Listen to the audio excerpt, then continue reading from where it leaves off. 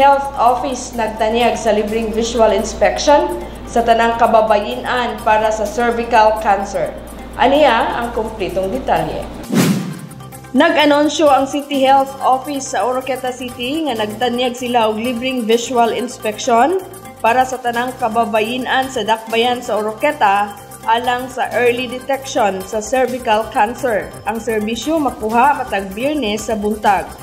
Hugot nga nagpahimangno ang buhatan sa City Health nga importante sa mga babae nga magpa-check para sa cervical cancer.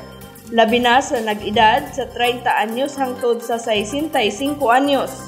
Dali ra makuha ang resulta sa sulod sa usa ka minuto. Pinaagi niini, mahimo nimong masiguro nga luwas ka gikan sa cervical cancer. Ang visual inspection usa ka dali nga epektibong paagi sa pagsusi sa mga abnormalidad sa cervix nga mamahimong musangpot sa cervical cancer. Ang mga paglantaw makatabang sa pagpadali sa pagtambal o pagpauswag sa kahigayunan sa pagkaayo kuno galing anaa ka ni ana nga sakit.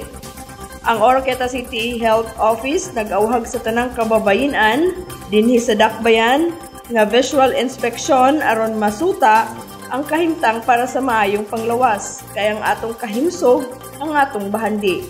Mao nga ato kining bantayan aron magpabiling himsog.